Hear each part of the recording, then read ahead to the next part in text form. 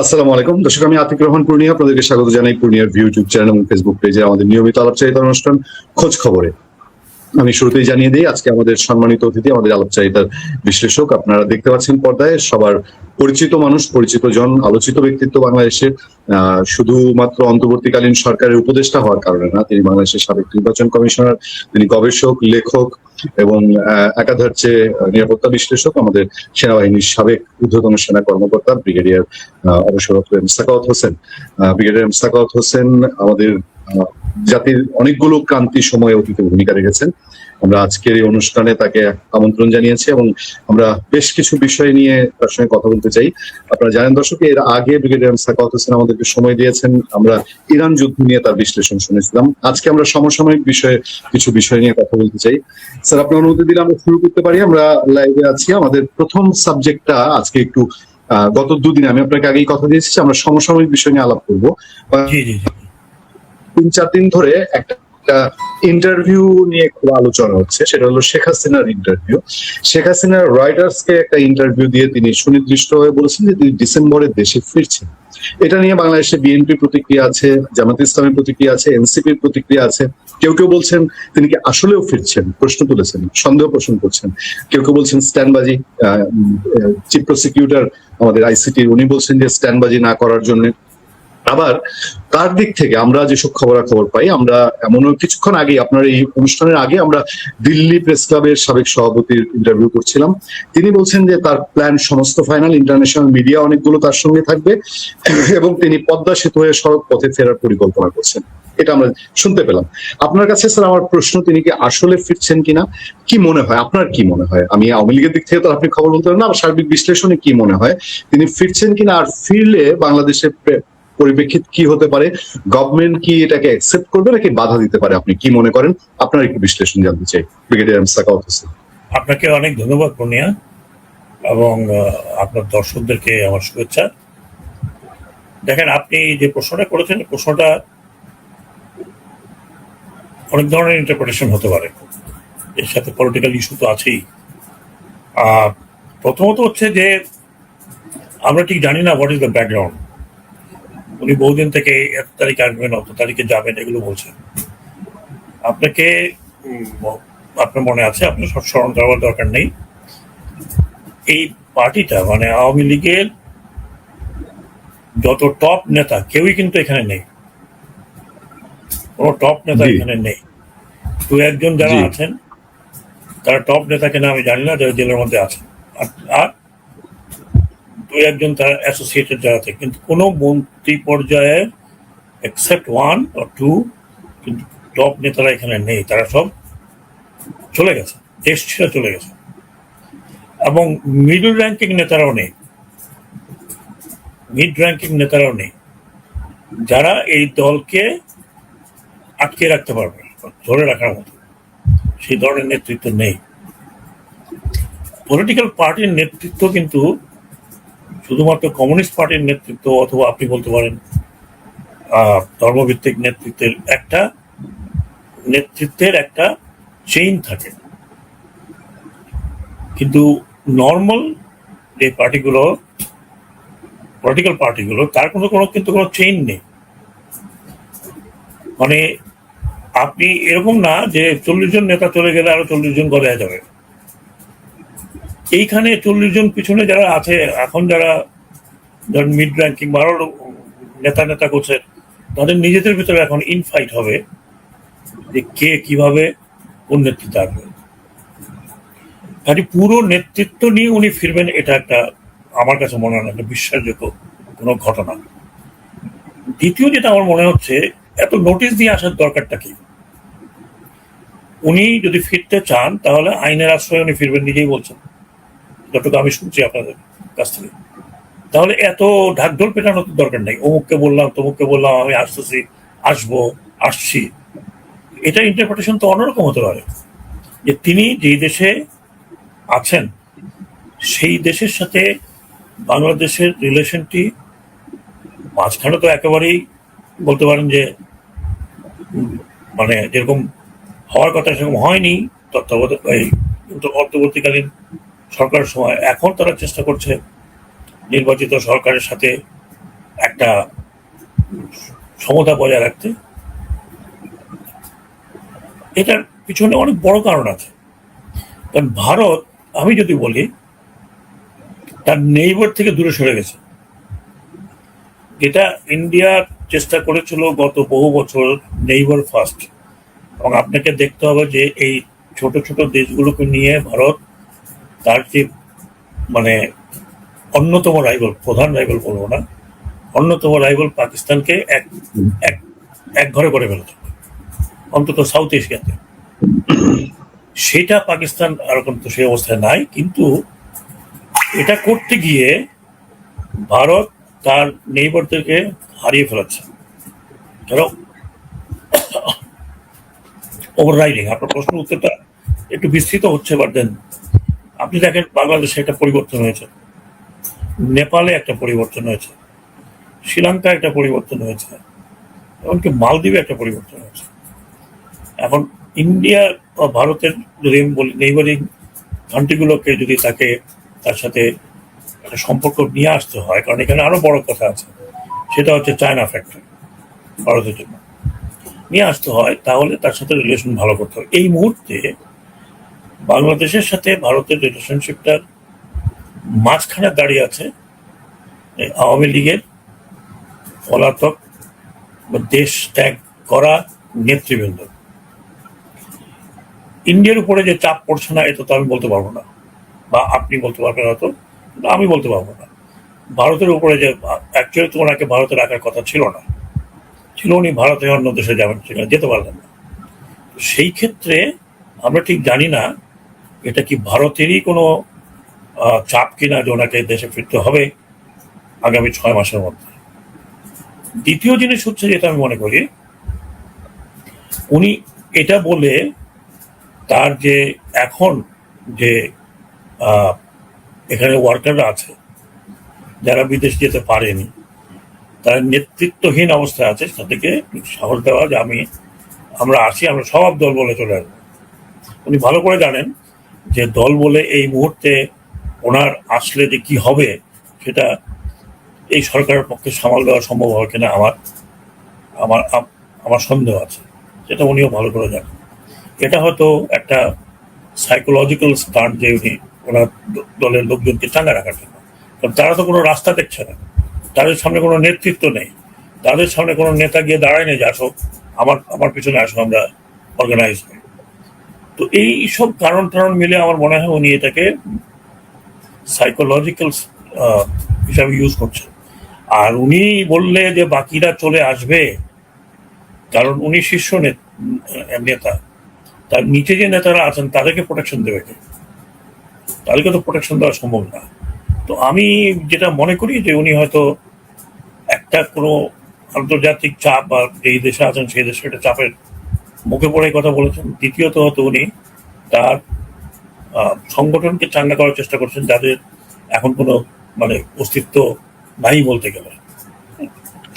আর যদি উনি চলে আসেন, তাহলে এদেশের রাজনীতির একটা বড় ধরনের সৃষ্টি হতে পারে, যদি গভর্নমেন্ট সেটাকে আগাম এবং ভালো মতো সেটাকে ট্যাকল করতে না পারে। এবং উনি আসবেন, ওনাকে যে ঢুকতে দেবে, এটা কোনো গ্যারান্টি আছে? কোনো গ্যারান্টি তো নাই। বর্তমান সরকার না চাইলে উনি ঢুকতে পারবেন না, ঢুকলেও ওনাকে আইনানুগের ব্যবস্থার মধ্যে ঢুকতে হবে। এটা আমি মনে করি। আপনার কি মনে হয় সরকার তাকে ঢুকতে দিবে যদি আসেন তিনি? আমি তো মনে করি না, কারণ এই গভর্নমেন্টের পিছনে সরকারে যাই থাকুক, তার ব্রুট মেজরিটি থাকলেও তার বিরুদ্ধে বড় একটা অপোজিশন আছে। শুধু পার্লামেন্ট একটা অপোজিশন না, এই অপোজিশনটা কিন্তু সারা দেশে আছে। এবং আরেকটি জিনিস আমি খুব পরিষ্কার করে বলতে চাই, যে উনি চলে গেছেন আজকে প্রায় 2 বছর, 1.5 বছর, 2 বছর। এবং এই যে জনগণের একটা প্রশ্ন, এই যে নেতারা গিয়ে বিভিন্ন দেশে থাকছেন, এনাদের অর্থায়ন কে করছে? হু ইজ গিভিং দ্যাম মানি? তারা থাকছেন কিভাবে? তারা তো ভালোই আছেন, কেউ তো খারাপ নাই, এমন নাই যে ফুটপাতে দাঁড়িয়ে টাকা পয়সা চাচ্ছেন মানুষের কাছে। প্লাস ভারতে চলে যাওয়াটা এদেশের মেজরিটি লোক খুব ভালোভাবে দেখছে না। উনি যদি ইংল্যান্ডে থাকতেন, উনি যদি অন্য কোনো দেশে থাকতেন তাহলে একটু অন্যরকম হতো। কিন্তু এই যে প্রো ইন্ডিয়া ওনার পার্টির পিছনে যে একটা ছাপ লাগিয়ে গেছে, বাংলাদেশের বেশিরভাগ মানুষ এটাকে পছন্দ করে না। স্যার, আমি একটা বিষয় একটু আপনার কাছে তুলে ধরি, আপনি কিভাবে দেখছেন? কারণ বাংলাদেশের পলিটিক্সটা আপনি অনেক দিন ধরেই খুব কাছে থেকে দেখছেন। এই আওয়ামী লীগের সময় 15 বছর বাংলাদেশটা আওয়ামী লীগ শাসন করলো। পলিটিক্যাল লোকজনের মধ্যে একটা খাই খাই ভাব থাকে, তাদের ব্যাপারটা এরকম যে আমরা দেশটা এখন খাবো। আওয়ামী লীগ খাইলো 15 বছর, এই সময়টা বিএনপি এবং জামাতকে যে কোনো ধরনের কম্পিটিশনের বাইরে রাখা হলো, বাধ্য করা হলো বাইরে থাকতে। 15 বছর আওয়ামী লীগ ভোগ করলো। এখন কি আবার আওয়ামী লীগ বাদ আবার 15 বছর এই যারা এতদিন বঞ্চিত তারা এটাকে আওয়ামী লীগ বাদ দিয়ে, মানে দেশের একটা অংশ বরাবরই কি এই পলিটিক্সে বা শাসন ক্ষমতার থেকে পুরো বহুদূর থাকবে? এই বাংলাদেশ কি এভাবেই চলবে একটা লং টাইম? আপনার কি মনে হয়? না, আমি তো শোনেন, আমি তো মনে করি যে কোনো বড় দল মানে পলিটিক্যাল পার্টি যদি নিজে নিজে নিঃশেষ হয়ে যায়, বাংলাদেশের প্রেক্ষাপটে আমি বলছি, নিজে নিজে নিঃশেষ হয়ে যায় দুনিয়ার সব জায়গাতেই। অনেক পলিটিক্যাল পার্টি আস্তে আস্তে সেই পলিটিক্যাল পার্টি থাকে না। ধরেন আমি যদি বলি ভাসানী সাহেবের ন্যাপ একসময় তো বেশ যথেষ্ট পপুলার ছিল, এবং মুসলিম লীগ মুসলিম লীগ ছিল, ছিল, ন্যাপ ভাসানী ছিল। তো ন্যাপ ভাসানী তো একসময় আপনার ভালো, জি, এখন সেগুলো আস্তে আস্তে দুর্বল হতে হতে শেষ হয়ে গেছে। এখন আমাদের দেশেই তো অনেক দল যেগুলো দুর্বল হতে হতে শেষ হয়ে গেছে। আপনি ধরেন জাসদ একসময় ভীষণ রমরমা ভাবছিল, সেই জাসদ 4-5 টুকরা টাকা হয়ে এখন হয়তো এরপরে তাদেরকে আর পাওয়া যাবে না। কিন্তু বড় 2-4টা দল যেগুলো সেগুলো থেকে যাবে। এখন ইলেকশন যদি প্রপার হয় এবং ইলেকশনে যদি সবাই অংশগ্রহণ করে, তাহলে 15 বছর থাকবে না 5 বছর থাকবে সেটা আপনি বলতে পারছেন না। 15 বছর যারা ছিলেন তারা কিন্তু প্রপার ইলেকশন হলে 5 বছর টিকতেন না, 5 বছর টিকতেন না। একটা অল্টারনেটিভ একটা হতো, তাহলে বাংলাদেশের এই অবস্থা হয় না। কিন্তু আপনি যদি ইতিহাস আমাদের যে শিক্ষা দিল, জোর করে যদি আপনি থাকতে যান, আপনি যত পপুলারিটি নিয়েই আসেন না কেন, আমরা 5 বছর মধ্যে এক্সপোজ হয়ে যায়। আজকে ধরুন মাননীয় প্রধানমন্ত্রী বা উনি ওনার পার্সোনাল এক্সাম্পল সেট করছেন। কিন্তু আমি যদি বলি, এই কিছুক্ষণ আগে দেখছিলাম যে একটা পার্টিকুলার উপজেলা পার্টির মধ্যে মারা হয়। আপনি কি মনে করেন যে এখানে আওয়ামী লীগ যেভাবে টাকা কামিয়েছে এই পার্টিতে লোকজন নাই এটা করার জন্য? অলরেডি সাইন অ্যান্ড সিম্পটম দেখা যাচ্ছে। এখন সেটা কতখানি কন্ট্রোলের মধ্যে থাকবে এটা এখনো তো আমরা বলতে পারি না। আর আমাদের দেশে পলিটিক্স মানে আমার একটা ব্যবসা। সেই ব্যবসা, সেটা আপনি কোনো পার্টিকুলার পার্টি যে ওই পার্টিতে করছে এই পার্টি করবে না, এই রকম আমার মনে হয় না। যে অন্তত আমার দেখা আমি এরকম দেখিনি। কিছু কম হয়, কিছু বেশি হয়, কিছু কম হয় যদি টপ লেভেলে অত্যন্ত স্ট্রিক্টলি অ্যাকশন নেয় এবং কন্ট্রোল করে। কিন্তু এখন আমি মেম্বার পার্লামেন্ট হয়ে আমি সব টেন্ডারে পার্টিসিপেট করব, আমার কোম্পানি পার্টিসিপেট করবে, আমাকে পেতে হবে, এটা যদি হয় তাহলে তো আপনি কন্ট্রোল করতে পারছেন না। দ্বিতীয় জিনিস হলো, সব ক্ষেত্রে খারাপ জিনিস যেটা হলো সেটা হলো আমাদের দেশের যে নির্বাচন বা রাজনীতি করতে হলে আপনাকে এখন পকেটে পয়সা থাকতে হবে।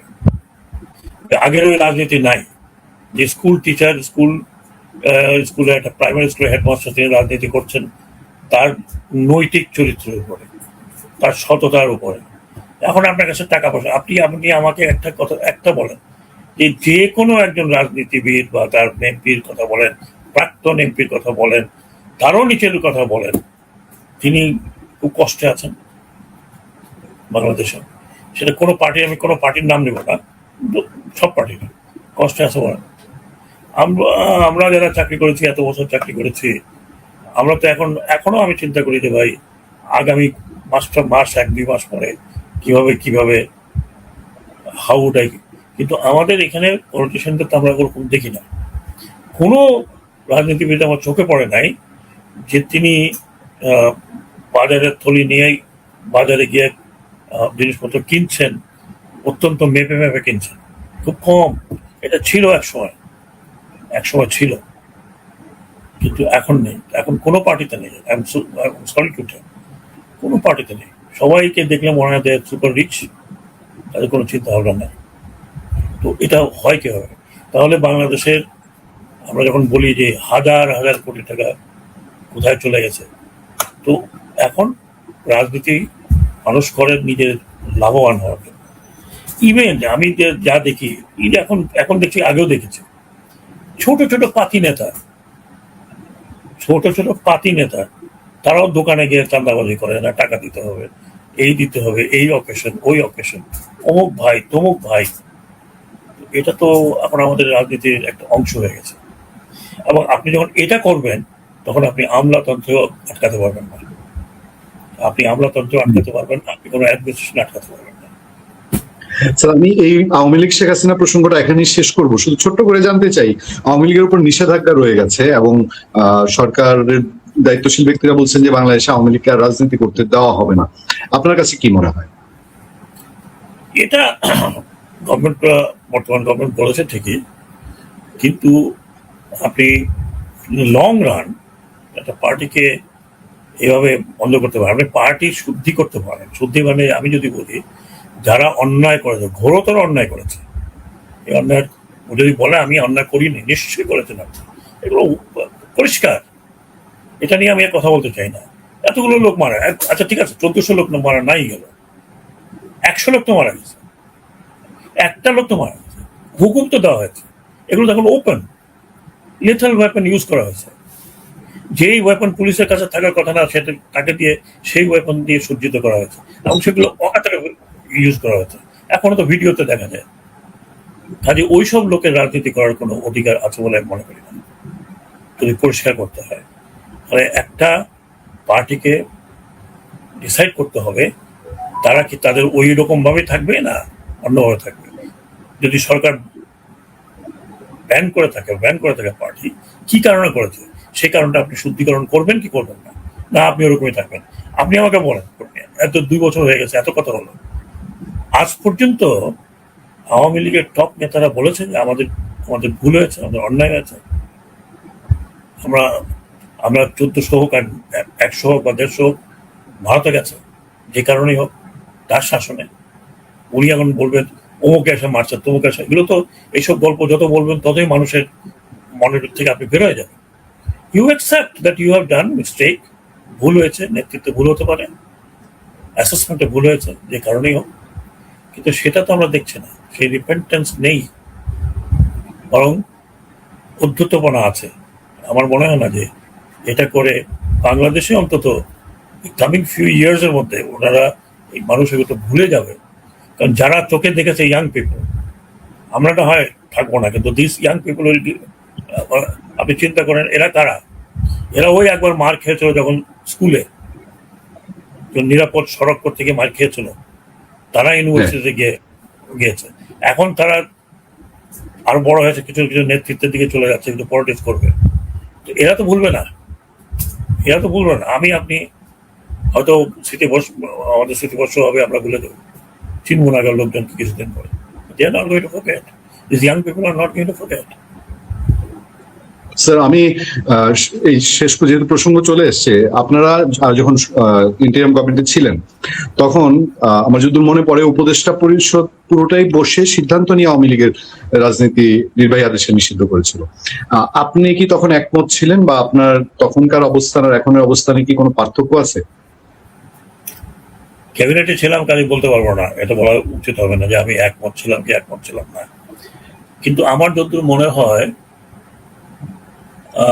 অ্যাক্টিভিটি নিষিদ্ধ করা হয়েছে, কার্যক্রম, ছাত্রলীগ এবং মূল আওয়ামী লীগের কার্যক্রম, পার্টি নিষিদ্ধ করার মতো আলোচনা আমার মনে পড়ে না। কার্যক্রম। আমি একটা ভিন্ন প্রসঙ্গে যেতে চাই। বাংলাদেশে এই 5 আগস্টের অভ্যুত্থানের পরে খুব আলোচিত একটা সাবজেক্ট হচ্ছে ডিপ স্টেট। আপনি যখন ক্ষমতায় ছিলেন আপনার চোখে কি এরকম ডিপ স্টেট এলিমেন্ট কিছু করেছে? কারণ ডোনাল্ড ট্রাম্প নিজে বলেছে বাংলাদেশের ক্ষমতা পরিবর্তনের জন্য বাইডেন প্রশাসন $29 বিলিয়ন তিনজন লোককে দিয়েছিল। এটা জানতে চাই এবং পাশাপাশি জানতে চাই একটা ঘটনা ঘটেছে গত সপ্তাহে। আহ, খুব ব্যতিক্রমী ভাবে বাংলাদেশের পার্লামেন্টের দক্ষিণ প্লাজা আমেরিকান এমবেসিকে ব্যবহার করতে দেওয়া হয়েছে, যেটার হোস্ট ছিল আমেরিকান এমবেসি। পৃথিবীর কোনো দেশের স্বাধীনতা দিবসের অনুষ্ঠান আমাদের দক্ষিণ প্লাজায় হয় না। এইবার এই আয়োজনটা আপনার কাছে কি ব্যতিক্রম মনে হয় না, বা এটা কতটা সমীচীন হয়েছে?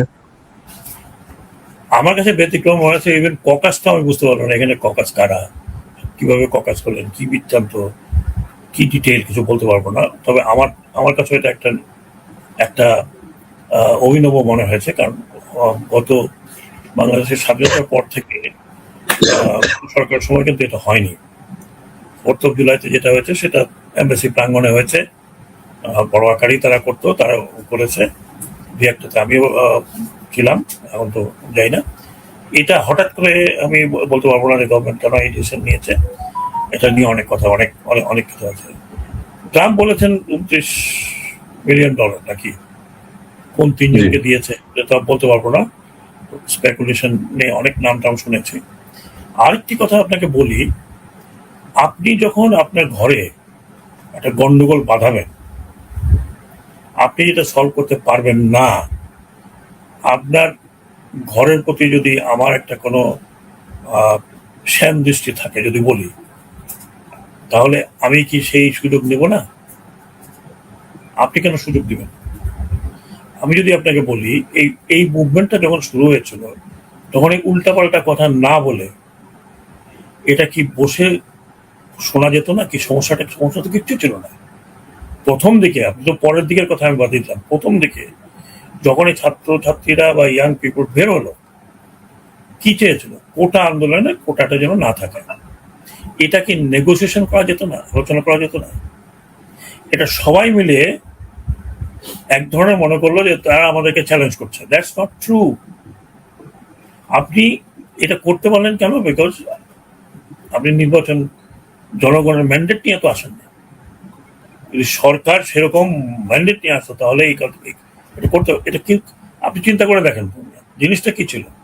সেখান থেকে এই না, আই না, ওই না, অমুকের নাতি না, অমুকের পুতি না, অমুক রাজাকার, এই করে জিনিসটাকে কিন্তু আপনি যে স্ফুলিঙ্গটাকে আগুন বানিয়েছেন। ঠিক, আমি পাশে দিয়ে যাওয়ার সময় দেখলাম ভাই আগুন জ্বলতেছে, আমি একটু আমার মাছটাকে বেক করে নেই। এখন এখানে আপনার বিরুদ্ধে, আমি যখন জানি যে আমার বিরুদ্ধে কিছু কিছু লোক বা কিছু কিছু সংস্থা চেষ্টা করছে আমাকে বিপদে ফেলার, আই হ্যাভ গিভেন ফিল্ড, আমি ফিল্ড দিয়েছি। পুলিশকে কে নামিয়েছে? Deep state নামিয়েছে। পুলিশকে কে নামিয়েছে? পুলিশকে এই ওয়েপন ইউজ করতে কে বলেছে? ডিপ স্টেট বলেছে। কেউ কি নেগোসিয়েশনে গিয়েছিল, নাকি আরো চ্যালেঞ্জিং কথাবার্তা বলেছে যে ছাত্রলীগই যথেষ্ট, ছাত্রলীগ নামায় দিই, মারপিট কর? ভাই, আমার কথা হচ্ছে যে আপনি আগে আপনার কলারে ঝুঁকে দেখেন আপনি কি করেছেন। You have given chances. আমি সবসময় মনে করি যে একটা স্টেট পরিচালনা করতে হলে অনেক জিনিস আপনাকে হজম করে থাকতে হয়। আমরা এত বড় কোনো শক্তিশালী দেশ নয়। We are not like even Iran, যেটা আমরা দাঁড়াবো আর উই ক্যান ডু এভরিথিং। আমরা একটা ছোট দেশ, একটা গরিব কান্ট্রি, এবং সেই আমরা যদি মনে করি যে আমাদের পার্শ্ববর্তী দেশ সবসময় আমাদেরকে প্রোটেক্ট করবে, তারাও তো এখন বিপদে আছে। সো আপনি ডিপ স্টেটের কথা বলছেন, ডিপ স্টেটের ডেফিনেশনে যদি আমি প্রপারলি বুঝি, all the intelligence and other thing, দেশি বিদেশি, আপনি তো তাদেরকে সুযোগ করে দিয়েছেন। আপনি সারাদিন আমাকে গালাগালি করবেন, আর তারপরে আপনি মনে করবেন যে আমি ডিপ স্টেট, মানে তারা চান্স পেলে আমাকে দুধ খাওয়াবে, মিষ্টি খাওয়াবে। পসিবল? আমি আমার অনেক বন্ধু বান্ধব বসতাম, বলতাম ভাই তোমরা সাপের লেজ দিয়ে কান খোঁচাচ্ছ। দ্যাট ইজ, লোকে মানা করে যে সাপের লেজ দিয়ে কান খোঁজাবেন। So you have given chance. আপনি আপনার এক তো ঠিক করেন নাই, আপনার এক সোজা করেন নাই। আপনি ভেবেছেন যে এই সমস্ত স্টেটের সমস্ত কিছু আমি দখল করে আছি, কাজে nobody can do anything. And somebody outside আমাকে সবসময় হেল্প শেল্টার দেবে। আপনি আপনার ঘর দেখবেন না, আমার ঘরটা আগে দেখবেন। আমার ঘর দেখবেন কিছুদিন, তারপর তো আপনার সমস্যা যখন হবে তখন তো আমার ঘরটা আপনি দেখবেন না। That's what I can think. আমার বিশ্লেষণ যদি আপনি চান, তাহলে আপনি ডিপ স্টেটের কথা বলছেন। ডিপ স্টেটকে আনছেনই তো আমি।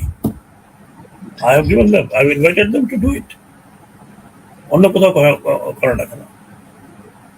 আমি আরো দুটা সাবজেক্ট দিয়ে স্যার আজকে আলোচনা শেষ করবো। আমরা বলেছিলাম হাফ এন আওয়ার সময় নিব। একটা বিষয় খুব জানার আগ্রহ, বাংলাদেশে অনেক মানুষ জানে না, আপনার কাছ থেকে আমরা জানতে পারি কিনা। অনেক মানুষ জানে না, আমরাও জানি না, কেউই হয়তো সেভাবে জানে না। আপনার মনে আছে অন্তর্বর্তীকালীন সরকারের সময় একটা দীর্ঘ সময় বর্তমান প্রধানমন্ত্রী বিএনপি চেয়ারম্যান তারেক রহমান উনি দেশে আসছিলেন না, এবং একটা পর্যায়ে তিনি বললেন যে আমার আশাটা শুধু আমার একক সিদ্ধান্তের উপরে নির্ভর করে না। আপনি কি তখন উপদেষ্টা পরিষদ, যেহেতু গুরুত্বপূর্ণ জায়গায় আপনি ছিলেন, আপনার কাছে কি কোনো তথ্য ছিল যে তারেক রহমান সাহেব কেন ফিরছেন না, বা আপনার কোনো জানার আগ্রহ হয়েছিল কিনা, এরকম কোনো বিষয় বলা যায়? নো আইডিয়া, এগুলো নিয়ে আমাদের আলোচনা হয় নাই, বলতে পারবো না। কোনো লেভেলে যদি আলোচনা হয়ে থাকে তাহলে হবে, কিন্তু এটা নিয়ে আমাদের উপদেষ্টা মন্ডলীর মধ্যে কেউ জানে বলে এটা জানি না। এটা একটা পলিটিক্যাল ইস্যু, ওনাদেরই পলিটিক্যাল ইস্যু, হয়তো কিছু ইন্টারন্যাশনাল ইস্যু, যেটা ওনাদেরই জানার কথা। আই ডোন্ট থিঙ্ক এটা নিয়ে অন্তর্বর্তীকালীন সরকারের সাথে ওভাবে কোনো আলোচনা হয়েছে বলে। I don't think so.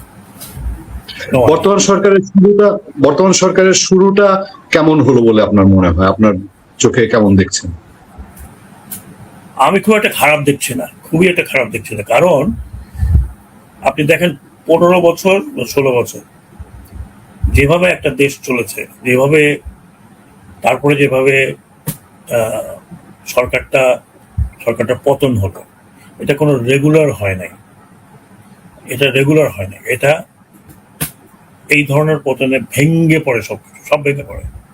আপনার সোসাইটি ভেঙে পড়ে, অ্যাডমিনিস্ট্রেশন ভেঙে পড়ে, ল এনফোর্সিং এজেন্সি ভেঙে পড়ে।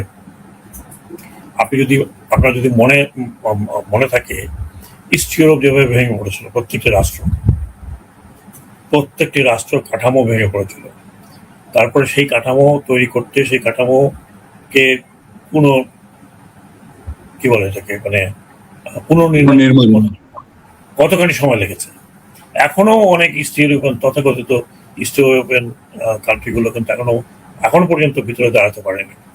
তো সেই জায়গাতে বাংলাদেশকে যদি আপনি ধরেন, আমরা একটা জিনিস যেটা অনেকে ভুল করে, তত্ত্বাবধায়ক সরকার 2 বছরের ছিল, তারা একটা সিস্টেমের মধ্যে আসছে, এভরিথিং ওয়াজ সিস্টেমেটিক, কিন্তু এটা সিস্টেমেটিক ছিল না। এটা আপনি চিন্তা করেন, শুধু পুলিশ ফোর্সের কথা চিন্তা করেন, পুলিশ ফোর্স প্রায় সপ্তাহখানেক তো মাঠেই ছিল না। এরকম কোনো ঘটনা বাংলাদেশে আগে ঘটেনি। লিবারেশন ওয়ারটা আমি বাদিয়ে দিলাম এই সময়। তার মানে পুলিশ ফোর্স এখন পর্যন্ত স্ট্রাকচার হিসাবে দাঁড়াতে পারেনি। অ্যাডমিনিস্ট্রেশন এখন পর্যন্ত স্ট্রাকচার হিসাবে দাঁড়াতে পারেনি। এখনো অ্যাডমিনিস্ট্রেশনের ভিতরে একটা অস্থিরতা রয়ে গেছে, কারণ যে কে কার লোক এখন সেগুলো খুঁজে বের করা হচ্ছে। আপনি যদি অ্যাডমিনিস্ট্রেশনে এটা করেন, তাহলে অ্যাডমিনিস্ট্রেশন কোনোদিন দাঁড়াতে পারবে না। আপনি আবার 5 বছর পরে চলে যাবেন, না 10 বছর পরে চলে যাবেন, তারপরে আবার আরেক কিসা কাহিনী শুরু হবে। সো আপনি করছেন এটাকে ফ্রেজাইল, এটাকে আপনাকে ভঙ্গুর অবস্থা রাখছেন। পুলিশের যে একটা সাইকোলজি ঢুকে গেছে, সেটা আপনি নতুন পুলিশ যতই আনেন না কেন, আপনি যতক্ষণ পর্যন্ত ওইটাকে অ্যাড্রেস না করবেন এবং সেই জায়গাতে যদি আপনি হিট করতে না পারেন, সেইখানে যদি আপনি কারেকশন আনতে না পারেন, তাহলে it will take lot of time. তো কাজেই আমি মনে করি যে গভর্নমেন্ট আজকে 3 মাস বা 4 মাস হলো, 4 মাসে যদি আমি জাজ করি যে তারা এখানে ফেল করেছে, এখানে ফেল করছে কিনা, তাহলে এটা আমার মনে হয় যে মিনিমাম তাকে 6 মাস 8 মাস দিতে হবে। যেটা সিজ পলিসি এই পর্যন্ত আমার যেটা মনে হয় যে বাংলাদেশকে একটা সক্রিয়তার জায়গা আনার জন্য একটা চেষ্টা হচ্ছে। সেটা কতখানি আসতে পারবে আমি জানি না। ডিসিশন মেকিং, যে আমি কার সাথে কাজ করব, কোনটা আমার জন্য ভালো, তো সেটা আমি করতে গিয়ে আমি আরেকজনকে প্লিজ করতে হবে, আমি সেটা মনে করি না। তো সেই জায়গাতে আমি মনে করি যে এখনো বলার সময় আসেনি যে কেমন করছে। আমি তো দেখছি যে ট্রাইং, যে ভঙ্গুর অবস্থা ছিল সেই ভঙ্গুর অবস্থা থেকে বের করা, কিন্তু কিছু সমস্যা তো হয়তো এখন পর্যন্ত তারা অ্যাড্রেস করতে পারেনি। সেই সমস্যা যদি অ্যাড্রেস করতে না পারে, তাহলে হয়তো আমরা আরো 3, 4, 5 মাস পরে হয়তো বুঝতে পারবো, বা 1 বছরের মাথায় আমরা বুঝতে পারবো যে সরকার কোথায় ভুল করেছে এবং কোথায় দে ফেইল্ড। স্যার, আমি পুলিশের কথা আপনি বললেন, আমি একটা বিষয় একটু আপনার মতামত জানতে চাই। এটা হলো যে 5 আগস্ট পর্যন্ত অনেক কিছুই ঘটেছে, একটা আন্দোলন, গণ অভ্যুত্থান, অনেক কিছু ঘটে। তো 5 আগস্টের পরের 3 দিন আপনার সরকার গঠন পর্যন্ত বাংলাদেশে বেশ কিছু পুলিশ হত্যার ঘটনা ঘটেছিল, এবং বর্তমান সরকার লাগাতার ভাবে ওই জুলাই আন্দোলনের সাথে এবং 5 আগস্টের পরেও যারা ছিল 15 তারিখ পর্যন্ত সবাইকে ইন্ডেমনিটি দিয়েছে। আপনার কি মনে হয় না যে পুলিশ হত্যার একটা মিনিমাম তদন্ত হওয়া প্রয়োজন ছিল বৃহত্তর স্বার্থে, দেশের স্বার্থে, এবং যে পুলিশগুলো মারা গেছে তারা কিভাবে মারা গেল, কারা হত্যা করলো, এগুলো বাংলাদেশের প্রয়োজনে বের করা প্রয়োজন ছিল? অনেক কিছু তো বের করার প্রয়োজন আছে, শুধু পুলিশ হত্যার কেন। ধরুন আমি যদি বলি আপনাকে যে যে কথাটা এখনো মানুষ জানে যে ইউনিফর্মের বাইরের লোকজনের কাছে ওয়েপন গুলো কেমনে গেল। ইউনিফর্মের বাইরে, মানে পুলিশ ইউনিফর্মের বাইরে যে ধরনের ওয়েপন আমরা হাতে দেখেছি, সে কি আমি জানি না, সে কি কোনো পার্টিকুলার দলের কর্মী না না ওটাও আমরা গেস করতে পারি। এগুলোর ইনকোয়ারি তো আগে আপনাকে করতে হবে যে রাইফেল গুলো, হাতিয়ার গুলো এইভাবে কিভাবে ইউনিফর্মের বাইরে ইউজ হয়েছে এবং গেছে। আজকেও আমি বোধহয় ফেসবুকে একটা দেখলাম। আপনি একটা যদি ইনকোয়ারি করেন তাহলে বাকিগুলো অটোমেটিক্যালি আসবে। আপনি ইন্ডিমিডিয়েটলি যদি এক জায়গায় দিয়ে থাকে তো বাকিগুলো তো দেওয়া হয় না। তো আমার মনে হয় যে ইনকোয়ারি বা তদন্ত প্রপার সবকিছুই করতে হবে। হয় কিছু তদন্ত অনেক সময় হয় তদন্ত প্রকাশ হয় না, সেগুলো স্টেট স্টেটের মধ্যে থাকে। কিন্তু এই কিছু কিছু তদন্ত আপনাকে করতে হবে যে পুরো জুলাই মাসের এই আন্দোলনের মধ্যে কার কি কিভাবে কিভাবে বিশেষ করে এই এতগুলো মানুষ মারা গেল এবং কারার জন্য দায়ী ছিল, এবং এটা রিটালিয়েশনে পুলিশের উপরে যে আক্রমণটা হয়েছে সেটাই বা কারা করলো। এটা আজকে না হোক কালকে না হোক 2 দিন পরে, তো 2-4 দিন পরে এগুলো বেরোবে। তো সামষ্টিক আমি মনে করি সমষ্টিগতভাবে যদি আপনি অ্যাপ্রোচ করেন, একটা রেখে আরেকটা না, একটা বাদ দিয়ে আরেকটা করবেন, সেটা না করে সমষ্টিগতভাবে যদি আপনি অ্যাপ্রোচ করেন তাহলে অনেক কিছু জবাব পাওয়া যাবে। স্যার, আমি একজন দর্শকের একটা প্রশ্নের উত্তরের মধ্যে দিয়ে আজকের অনুষ্ঠানটা শেষ করতে চাই। দর্শক জানতে চাইছে, আমরা জানি যে আপনি মানে বাংলাদেশের কোনো মানুষ আপনাকে মুক্তিযুদ্ধের বিপক্ষের শক্তি ভাবে না, মুক্তিযুদ্ধে আপনার সাহসী অবস্থান, আপনার সবসময় লিখনীতে। দর্শক জানতে চান যে আপনি সরকারে ছিলেন, কিন্তু 5 আগস্টের পরের সরকারের সময় কেন মুক্তিযুদ্ধের অসংখ্য মোরাল ভাঙা হলো, কেন বীরশ্রেষ্ঠদের ভাস্কর্য ভাঙা হলো, এবং আপনি কেন নীরব ছিলেন, কেন আপনি সে সময় এইসব বিষয়ে কেন কথা বলেন? যেটা হয়েছে এটা দুঃখজনক, এটা আমরা অনেকেই বলেছি যে এটা হওয়া উচিত ছিল না, এবং এটা আকস্মিক ভাবে হয়েছে। এবং বিশেষ করে মুরালের কথা বলবো না, বিশেষ করে মুক্তিযুদ্ধ নিয়ে এই কখনোই মুক্তিযুদ্ধের বিপরীতে কেউ কখনো কোনো কথা মুখ দিয়ে বের করেনি। যদি বের করতো তাহলে নিশ্চয়ই প্রোটেস্ট হতো। ওখানে মুক্তিযোদ্ধাও ছিল, মানে এই ক্যাবিনেটের মানে অন্তর্বর্তীকালীন সরকারের সময় মুক্তিযুদ্ধ নিয়ে তো কোনো কথা ওঠে নেই। আর মুক্তিযুদ্ধ না হলে আমি আপনার সামনে বসতাম নাকি? আপনি আমাকে খুঁজে পেতেন নাকি? মুক্তিযুদ্ধ যদি না হতো আর আমরা যদি স্বাধীন না হতাম তাহলে আপনি আমাকে এখন খুঁজে পেতেন? আমি কোথায় পড়ে থাকতাম, কোথায় কি আপনি চিনতেন, আপনিও কোথা থেকে আসতেন? সো স্বাধীনতা যুদ্ধ বা স্বাধীনতা নিয়ে কোনো কম্প্রোমাইজ নাই। Question does not arise, it cannot be equated with anything. দেশ স্বাধীন না হলে আমি যদি বলি তাহলে এই জুলাই আন্দোলনই বা কোথা থেকে হতো, কে করতে? ওটার সাথে আমার মনে হয় না যে কোনো ক্ল্যাশ ছিল। আমি কাউকে তার বিরুদ্ধে কোনো কথা বলতে আমি শুনি না। যেটা ছিল সেটা ছিল আপনার যেটা বললেন আপনি আওয়ামী লীগের যে কর্মকাণ্ড এটার উপরে, আর পাবলিক রেজকে বা মব জাস্টিসকে এটাকে সামহাও আর আদার এই অন্তর্বর্তীকালীন সরকার এটাকে কন্ট্রোল করতে পারেনি। এটা অনেক বড় ব্যর্থতা, কালেক্টিভ ব্যর্থতা, এটা আপনি আমাকেও দোষ দিতে পারেন। এই ব্যর্থতা এবং এই ব্যর্থতার জন্য অন্তর্বর্তীকালীন সরকারকেই দায়ী থাকতে হবে, এতে কোনো সন্দেহ নেই। আর পারিনি। প্রসঙ্গক্রমে আমি বলতেই হচ্ছে যে আপনাদের সরকারের সময় ধানমন্ডি 32টা দুবার ভাঙা হয়েছে, যেটা বঙ্গবন্ধু শেখ মুজিবুর রহমানের বাড়ি, এবং এইটা সরকার ফেরায়নি, বরঞ্চ সরকারি ভাবে বুলডোজার সাপ্লাই দেওয়া হয়েছে, এরকম অভিযোগ আছে। আপনার আমি এই ওটা বিষয়ে আমি ওটা বলতে পারবো না, বাট দিস ইজ সামথিং যে জিনিসটা করা উচিত ছিল না, এটা প্রিভেন্ট করা উচিত ছিল। এখানে একটা বড় ধরনের ফেলিয়ার হয়েছে, ফেলিয়ারটা কেন হয়েছে আমি জানি না। সেটা হয়তো আপনার স্বরাষ্ট্র মন্ত্রণালয় ভালো বলতে পারবে যে why they did not try. ঠিক আছে, 1 লক্ষ বা আমি যদি বলি 10,000 লোক গেছে, 20,000 লোক গেছে, আর সামবডি শুড ট্রাই তো করবে, সেটা তো হয়নি। সেটা আমি বলি যে আমরা সবই এটার জন্য অ্যাটলিস্ট আমি তো খুবই কি বলবো যে এটা এটা যখন হয়েছে বা হচ্ছিল, এটা নিয়ে আমি বোধহয় তখন আইদার দেশের বাইরে ছিলাম অথবা অথবা আমি ঢাকায় এসে যখন ঢাকা আসি, আমি এসে দেখেছি এই আপনার ইউটিউবে দেখেছি। ইউটিউবে তারিখটা আমার মনে নেই, কত তারিখ এটা হয়েছে, ইউটিউবে দেখেছি। সেকেন্ড টাইম কবে হলো আমার ঠিক মনে নাই, কিন্তু এটা একটা বড় ধরনের ফেলিয়ার। এখন সেটার জন্য আপনারা বলতে পারেন অমুকে জানতো না, কিন্তু জানতে হবে যে ওয়াই ওই সময়কার দায়িত্বে থাকা দায়িত্বরত যে মিনিস্ট্রি, সেই মিনিস্ট্রি কেন অ্যাকশন নিতে পারলো না, হোয়াট ওয়াজ দ্য প্রবলেম। এবং এটা definitely not a good thing to be done. এবং আমি মনে করি যে এটা করে মানুষের